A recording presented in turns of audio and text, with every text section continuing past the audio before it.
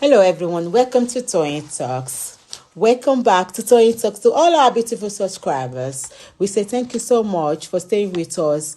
If you're new here, we are happy you find us. Please don't forget to like, subscribe, and hit on the notification bell so you will be notified for more upcoming videos. But irú ilé báyìí sì mo máa ń lo ilé but the second phone mi yẹn ni mo fi wò so mi wá rí ṣe ó dùn mí ó wá ní he knew he was with them then only but now he's with us.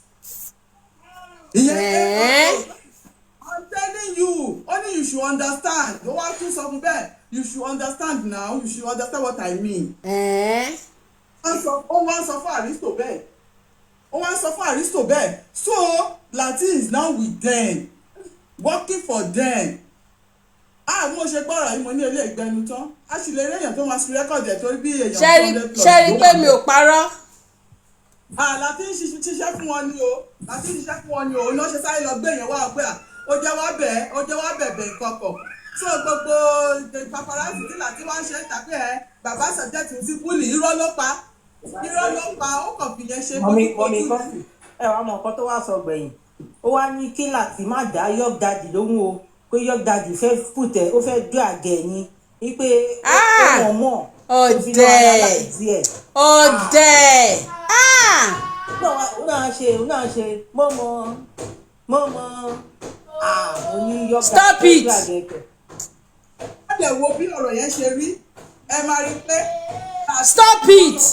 Wùmí tì ní aristocrat tó jẹ́ pé Wùmí tì ní but Lati ìgbà tí Lati máa gbé wálé ní báyìí sì tó sọ pé Lati was not with them before but now he's with them tó ń mu tí AOA tó ń bá ń discuss yẹ kẹ mọ̀ pé gbogbo they are all working hand in hand. Disconnected.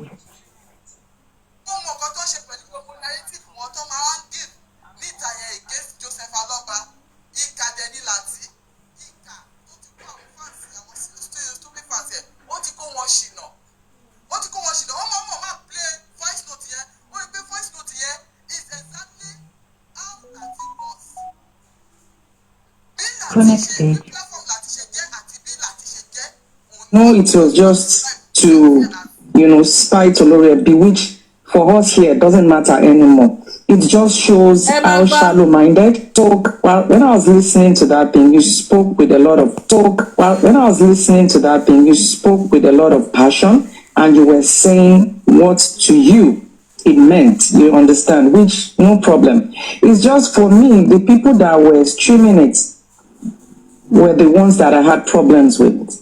And of course, I know it was just to, spite Olori, which for us here doesn't matter anymore. It just shows how shallow-minded and dark people can be. So please. Ẹ jọ̀ọ́ ẹ rán ọmọ lọ sí school o. Ẹ ní sùúrù ya mọ́mì lérí. Ẹ rán ọmọ lọ school o. Ẹ jẹ́ kó mọ wá lọ school o. Ó dáa ká jẹ́ kó mọ lọ school o. Kẹ́lòmíì má máa interpret nǹkan tí ò ṣe fún wa o. Ẹ máa gbọ́ nǹkan tí bèbí ń sọ. Ó ní pé òun rí pé gbogbo nǹkan tí aristocrat tó ń sọ yẹn pé he was saying it based on emotions ipe but àwọn tó screen record yẹn àwọn tí wọ́n ń ṣe tán interpret yẹn àwọn ní problem pẹ̀lú wípé because wọ́n kàn ń lo avenue yẹn put it down pé wọ́n kàn ń lo avenue yẹn láti come for Lati ni láti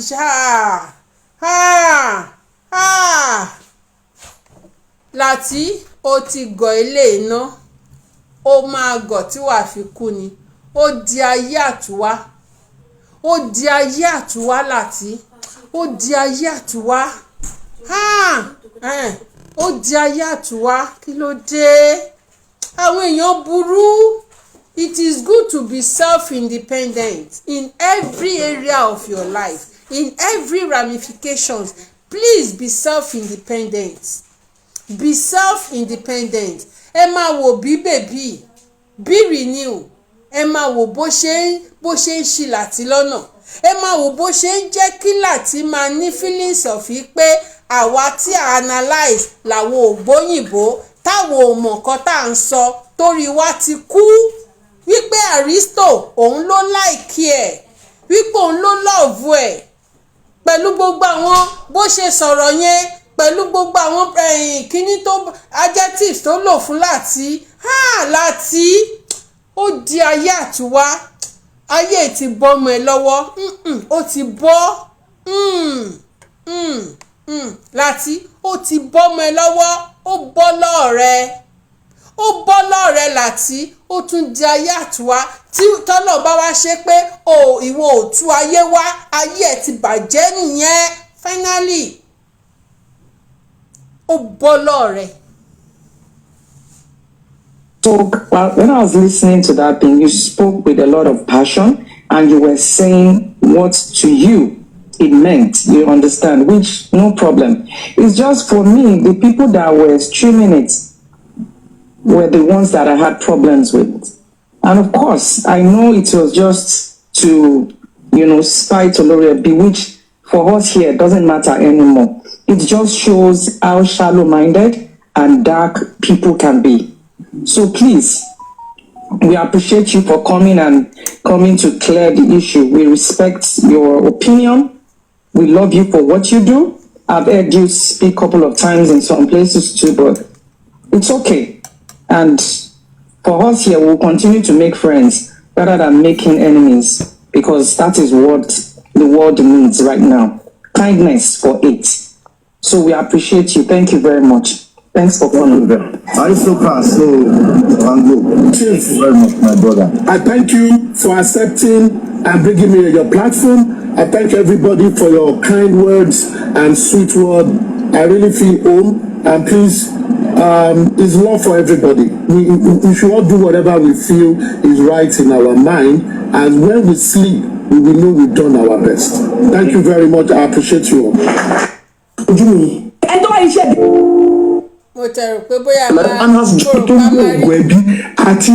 Commentators are doing a good job. Commentators will just be talking rubbish. That's àríbi tí aristocrat ti sọ̀rọ̀. Okay, ó yẹ jẹ́ play fún yín mà, ẹ jẹ́ play fún yín mà. A ní ibi tó tí ó ti sọ̀rọ̀ nìyẹn, ó yẹ play. Okay, mo ń bọ̀. Has come on platform. Now, if it's coming out and he picked an audio of where more than 10 people spoke on a topic doing just basic analysis, and he picked my analysis and is pinching you against you, taunting you with this, it means he has an ulterior motive. That is number one. Number two, I've never recalled anywhere that myself and you have ever had an altercation or for me to say anything about you. I've never recalled that. As I will always say, everybody do your thing. But in the spur of we talking and you will talk about this thing, and IT guy, many people were talking. I was busy, and when I joined, he said, "We'll be waiting for you. Pick between these." I said, "If I have my way, I don't want to pick any." Say you must pick. Okay, for the fun of it. But this is what I would think you want. You want me to do critical analysis of the two platforms, A and B, the pros and cons. And that was what I did. If you listen to the whole commentary I made, I spoke about the good, the positive and the negative of the two platforms. Now, and I said, because of my person, you are an entertainment person. You do more of entertaining things, sensational thing, which is tilted towards emotions. Now, I'm not someone like that. I'm a logical reasoning person. So I will go to the one, I will see less entertainment, just speak the fact, let me talk what I want to say. Sherry, òun sọ pé I'm a logical kí ló ti pè I'm a logical reasoning person. Òun dẹ̀ sọ pé Láti ò wà logical. Ṣé ti rí? Traffic ọjà àti ìdébẹ̀ o. kò lè bí pé kí ló tó fi pè mí ní traffic warden wọn lè bí ẹ máa ẹ continue. Go, and that was it. And they also mentioned 2 other people, Sammy Jojo and Rotasem. I said, I don't know anybody, Sammy Jojo. I've heard the name, but I've never encountered the person. But for Rotasem, we've discussed, we've agreed, we've disagreed, and his head in his right place. So if there is any other thing, I don't know. Now, if Timo Bawasi platform me, Mr. Lati, and I'm standing akimbo from an umpire side, it means whatever I say is what I know and what I think about it. It is not in any form to come and dish you, or in any form to say whatever. And I even said, I said, Lati platform is more of emotional, and they have contributed because his platform always contributes. If they don't contribute, many things will not be done. Stop it! Stop it! Jésù! Báyé máa yí jẹ́ lórí. Wípé they contributed because if they don't contribute, justice will not move on, so many things will not be done. Wọ́n ti jáwèrè lẹ́gbàá kò lẹ́yìn. Ṣé bó ṣe sọ ni? Ṣé bó ṣe sọ́nu VN tí agbẹ́lọ́dọ̀ ọjọ́ dáàdì ni? Olórí ìbú. Ó yẹ máa play ẹ lọ. Mo fẹ́ dá padà sẹ́yìn díẹ̀ mà. To come and dish you on in any form to say whatever. And I even said, I said, Lati platform is more of emotional, and they have contributed because his platform always contributes. If they don't contribute, many things will not be done, and that is the kudos to his platform. Ó tún pàtẹ́wọ́. Ó tún pàtẹ́wọ́ fún wọn lọ́dún sọ́wọ́n tí ó dẹ̀ Lati. Sẹ́ẹ̀sì mi ẹjọ́ ẹ send fídíò yẹn sí mi. Ọ̀gá wa. Wàá ó yẹ wọ́n kun máa yí wẹ́lẹ́wẹ́lẹ́. Lérí ibú oníròpò ó yẹ wọ́n kun ni. Ọbọ̀ pátákó. Nígbà tí wọ́n play fídíò yìí, wọ́n play ọ̀rọ̀ tó ti kọ́kọ́ sọ, wọ́n play kí orí ẹni tó pé kó analyze ẹ̀. Damage control làwọn méjèèjì wá ṣe torí pé kí ni ẹ mọ̀ pé wọ́n ti jọ ń ṣiṣẹ́ pọ̀, so damage control ni, so wọn ò lè play ẹ̀ fún ká ní pé wọn ò bá ṣiṣẹ́ pọ̀ ìgbà yẹn wọ́n lè question ẹ̀ tán máa challenge ẹ̀, so wọ́n ti settle behind the camera, so damage control òun ni wọ́n kàn wá fún nǹkan tó ń ṣe nìyẹn. Ó yẹ máa play. Parọ́ báyìí. Ṣé mo pẹ́ tí ní ọkùnrin bọ́ọ̀ máa yẹn máa parọ́?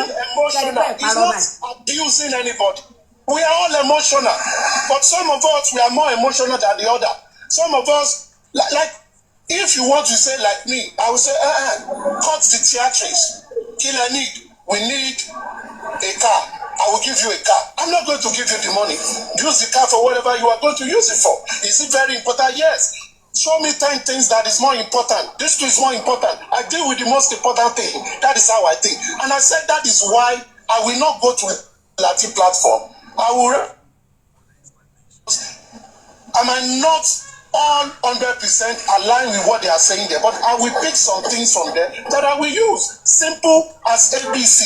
And it does not in any way to dish you or dish anybody on your platform. Because I even said that Mr. Lati is a musician. He does music. He's a creative person. What do you expect from a creative person? Do you want a creative person to be quoting the Constitution for you? He can't quote it for you. He will only say things from his creative mind. And that is all. And sir, if someone that is not part of your team stands away and is saying things from his own perspective, it means that is what that person is saying. And I don't think it's a way to abuse or a way to disrespect or a way to cause chaos. But anyone that now took one person's commentary, not even the host, you all know IT guy now, when he flips up. And that day, IT guy flips up. He flipped up and was saying many things. He was like, English woto. That person did not pick IT guy. Why did the person now pick aristocrat and went on his platform and criticizing someone's opinion? It doesn't make sense. It doesn't make sense.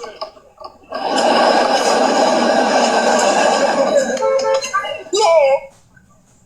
It's a different. Me, I'm just a panelist.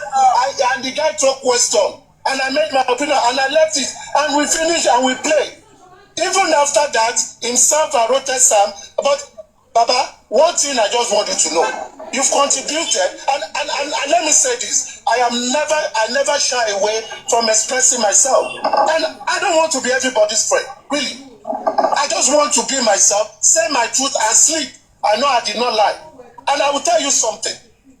Throughout last year, I might say I don't like your platform because it is more of a dawo, oh Baba, no, I don't like that. But lately, Mr. Lati, your platform has moved up. You've engaged people more. You've reached out more. I saw you at Paparano talking. Okay, even if you want to see someone to abuse Mr. Lati, why don't you pay Paparano about abusing? Why is it aristocrat? I don't abuse people, but I make my own analysis. Even about the Bamobad, I say it the way I see it, and I'll say I don't have any reservation. Now, anybody, might not be 100% sure, but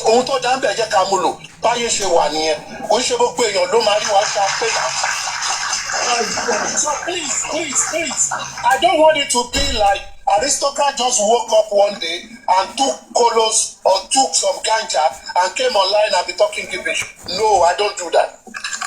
I don't do that. And thank you very much. And apologies to everybody on your platform. I'm seeing you for the first time. But if it sounds rude for everybody on your platform, apology. But please, from where I come from, when we do critical analysis, you must always show positive and negative, and we move on.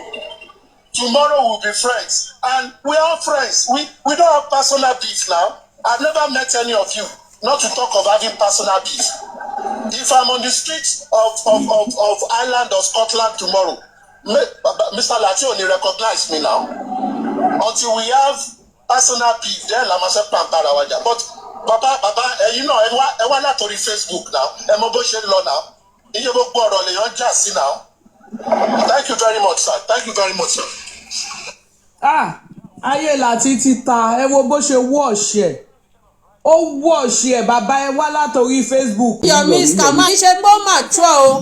Kò ń ṣe pé bóyá ó mature ló ṣe ń dákẹ́. Kò ní ọ̀rọ̀ kankan tó máa fi sọ. Kò sí kankan tó máa fi buttress tó máa fi challenge nǹkan tí àwọn yẹn ń sọ. Wọ́n lọ gbé bọ́ọ̀ yẹn wá. Mommy Comfy and again. They want to beat that guy. Come, sorry. She put it everything in my face. It's sand. Shoe is with sand that is sweat. She put it on my face. Sweat. That's what.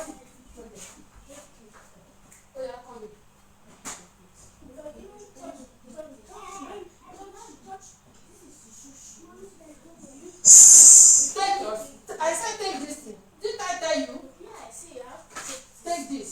Mommy, don't spoil it. And again, Mommy Lerisha and Donima. And again, ẹgbẹ́yàn wá kó wá sọ nǹkan tó sọ láti bẹ̀rẹ̀, right? Kó wá sọ lójú yín. And the person ó tún wá bẹ̀ yẹn náà. Ó tún wá fún yín sub.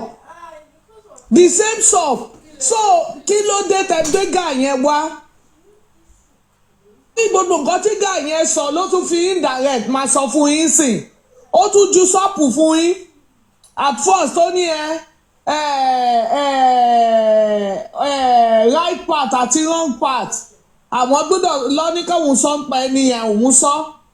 Now with the guy full chest now he's saying it. Wípé bàbá ẹ mọ bó ṣe ń rò náà ṣe bá ti Facebook ló ti wá. Fracas ṣáà ló ń ṣe lórí Facebook kó tó wá sí TikTok. Gbogbo ọ̀rọ̀ kan ló máa wá dá sí náà. Gbogbo ọ̀rọ̀ kan ló máa dá sí náà. Èmi sọ máìndì tèmi ni náà. So bringing that guy to your platform ó sì tún wá fún ẹ́sọ̀pù ni. So damage control wo ló gbé bọ̀ yẹn wá ṣe eléyìí tún tẹ̀ sí ẹ lójú ẹ nínà. ní platform ẹ wọ́n ní literate ló.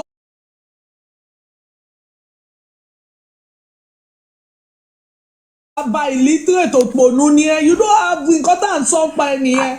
But guys still came to your platform with his full chest.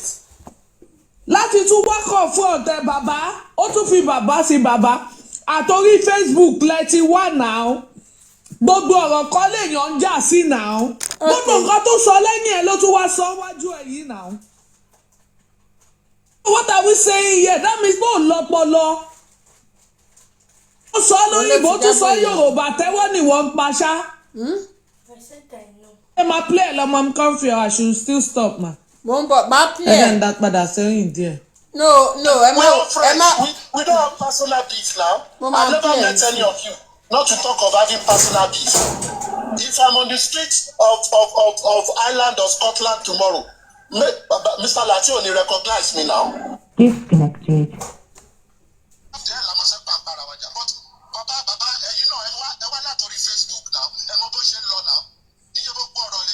Connected. Thank you very much, sir. Thank you very much. Now, which one do you? This is your topic. Why and why not? I won't say anything. I won't say anything again. Just listen. You have no choice. I'm not gonna. Who is Latisneh? Latisneh platform has been a rallying point for all our sundry, especially people of the Yoruba speaking language. Latisneh's platform has been a platform where I would say it means for the Talakawas, the Mekunus, the Talakawas, the Mekunus, Bogwero, to come and vent, say things from their own view, whether true or right, whether without fact, whether it's an assumption or something of the infringement of the imaginations. And it is a place where emotion is mostly now. Yes, Latisneh has been a usual and a known figure on the Facebook in the realm of fracas. Fracas is known among people that report entertainment music, and is also into entertainment. He's got a studio, he's been supporting musicians, and that is where he makes his living from. He lives abroad and is a Nigerian that frequents Nigeria, but is a Nigerian who is interested in the sensationality of Nigerians all over the world. It's like in those days when you talk about entertainment news, excellent news, they are not like Punch. From that position, what I expect is what they are doing. I wouldn't expect more of analytical output from them.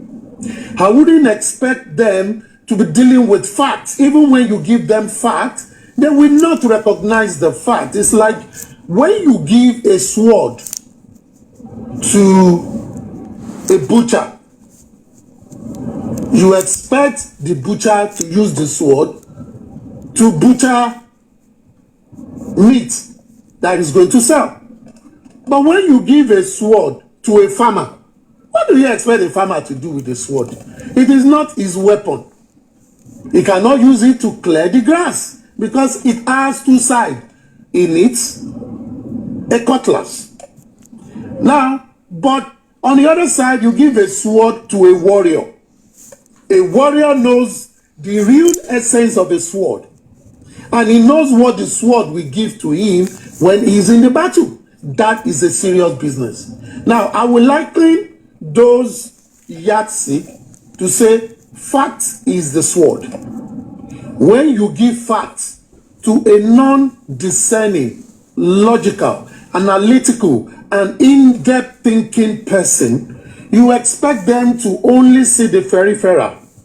You expect them. It is not his weapon. He cannot use it to clear the grass because it has two sides. In it, a cutlass. Now, but on the other side, you give a sword to a warrior.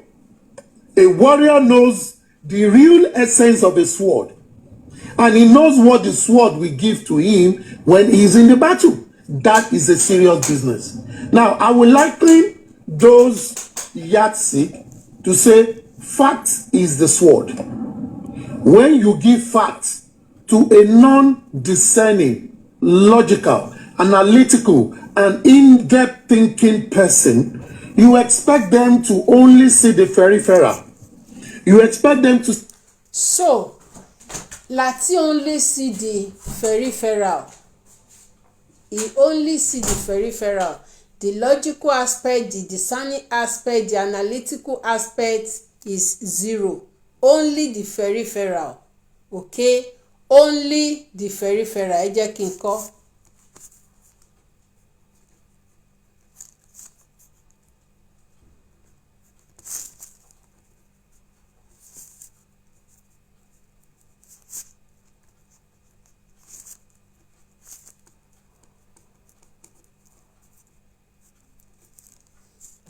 Láti wá ń pàtẹ́wọ́, ó wá ń pàtẹ́wọ́.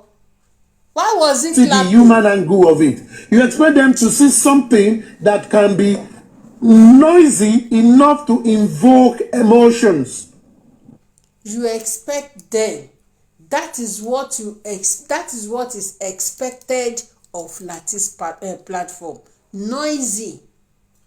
Noisy. And that is what Latisneh is about. You see? But kini, so say it again. Now, I will liken those yardstick to say fact is the sword.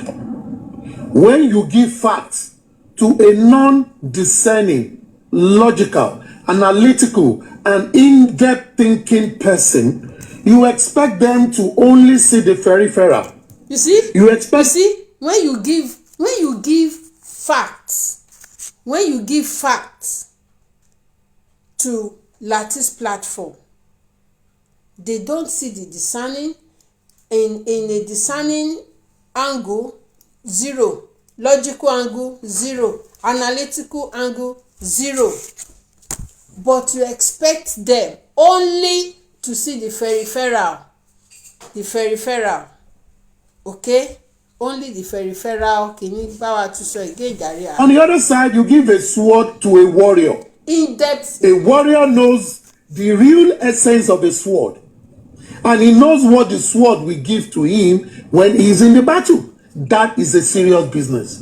Now, I will liken those yardstick to say fact is the sword.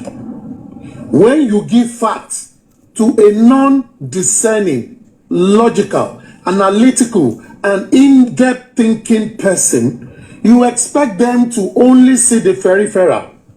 You expect them to see the human angle of it. You expect them to see something that can be noisy enough to invoke emotions. And that is what Latisneh is about. And I don't have a problem with his platform. I think I've only spoken once on his platform at the earliest stage in 2024. I think that was in October 2023. That was in October. I just spoke and I couldn't speak well because most of them I said, oh, Eso Yoruba, Oyinbo Yi Poju. So I just stay away. Maybe 5 minutes.